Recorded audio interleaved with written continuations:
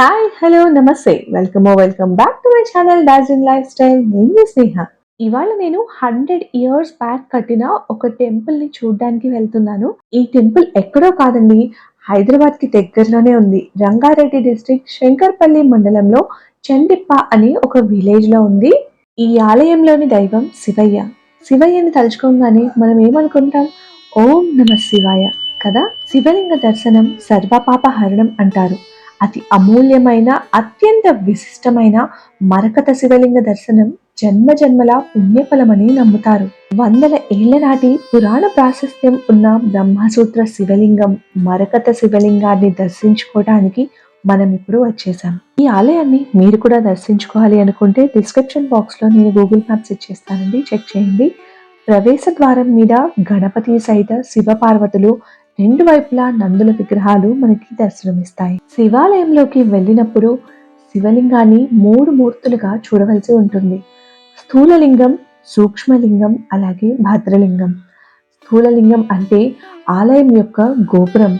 ఆలయంలో ఉన్న శివలింగాన్ని చూస్తే సూక్ష్మలింగాన్ని చూసినట్టు, బలిపీఠాన్ని చూస్తే భద్రలింగాన్ని చూసినట్టు.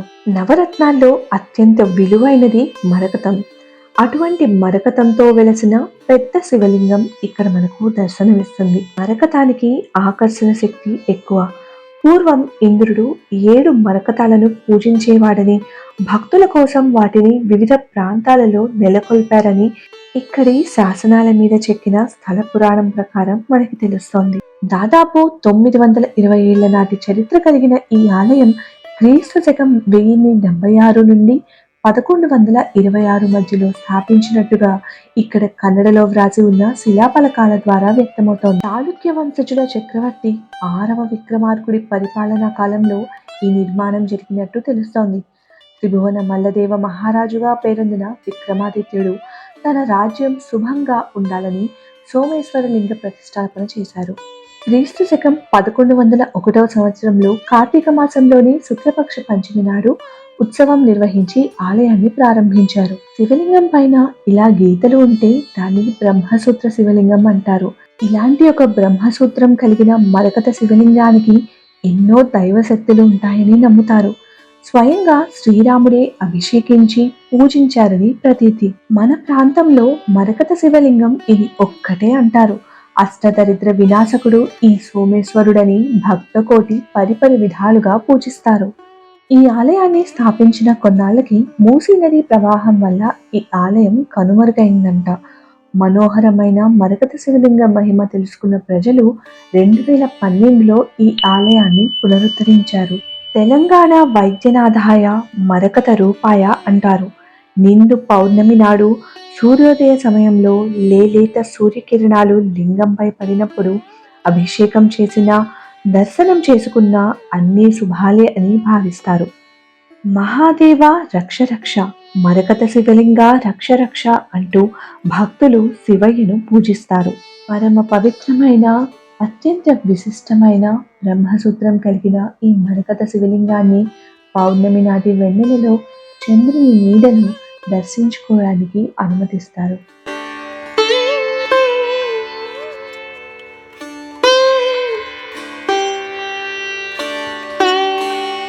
ఈ క్షేత్రంలో అమ్మవారు, వినాయకుడు, నవగ్రహాలు కూడా మనం దర్శించుకోవచ్చు.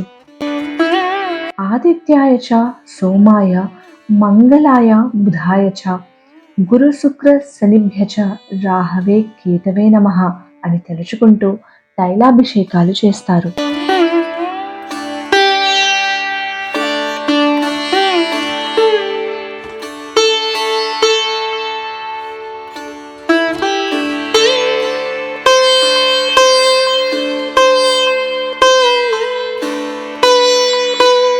ఈ ఆలయానికి క్షేత్రపాలకులు కాలభైరవుడు. ఈ గ్రామాన్ని 1000 కళ్ళతో కాపు కాస్తారని ఇక్కడి ప్రజల నమ్మిక.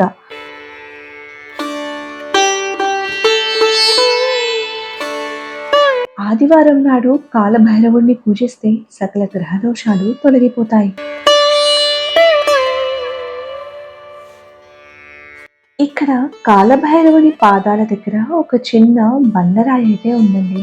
ఆ కాలభైరవుడికి మనస్ఫూర్తిగా నమస్కరించుకొని మన మనస్సులోని కోరికలను చెప్పుకొని ఆ బండరాయిని తాకితే ఒకవేళ ఆ కోరికలు తీరేవే అయితే ఆ రాయి తిరుగుతుంది.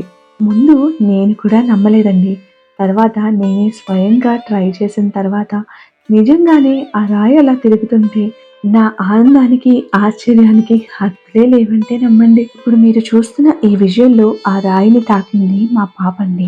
మీకు క్లియర్‌గా అర్థం అవ్వడానికి ఈ విధంగా అయితే చూపిస్తున్నాను. మొదటిసారి ప్రయత్నించినప్పుడు నాకు కూడా నమ్మకం కలగలేదండి. రాయిని అక్కడి నుంచి లేపి ఇంకొక ప్లేస్‌లో పెట్టి ట్రై చేశాము. అప్పుడు కూడా ఇలాగే తిరిగిందనమాట. అప్పుడు నాకు నమ్మకం కుదిరింది. ఇక్కడ శివలింగాన్ని చూస్తున్నారు కదా! ఈ ఆలయాన్ని పునర్నిర్మించేటప్పుడు ఇక్కడ తవ్వకాల్లో ఈ శివలింగం కూడా బయటపడిందట. ఈ ఆలయంలోని వాతావరణం ఎంతో ఆహ్లాదకరంగాను, ప్రశాంతంగాను ఉంటుంది.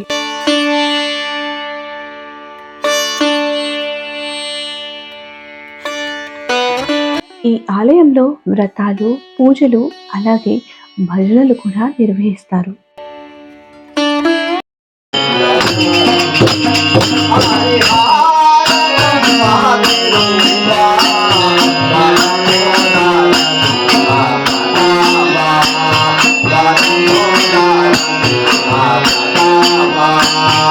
మహాసూత్రం కలిగిన మరకత శివలింగాన్ని చూసినప్పుడు కలిగే అనుభూతి అనిర్వచనీయం. మహామహిమాన్వితమైన ఈ మరకత శివలింగానికి 5 మాస శివరాత్రులు కానీ, 5 పౌర్ణములు కానీ, 5 సోమవారాలు కానీ అర్చిస్తే సకల సంపదలు, సంపూర్ణ ఆరోగ్యం ప్రాప్తిస్తుందని అంటారు. ఈ ఆలయాన్ని దర్శించుకున్నప్పుడు నాకైతే చాలా ప్రశాంతంగా అనిపించిందండి. ఎక్కడో ఏదో ఒక కనెక్షన్ ఏర్పడినట్టుగా అనిపించింది.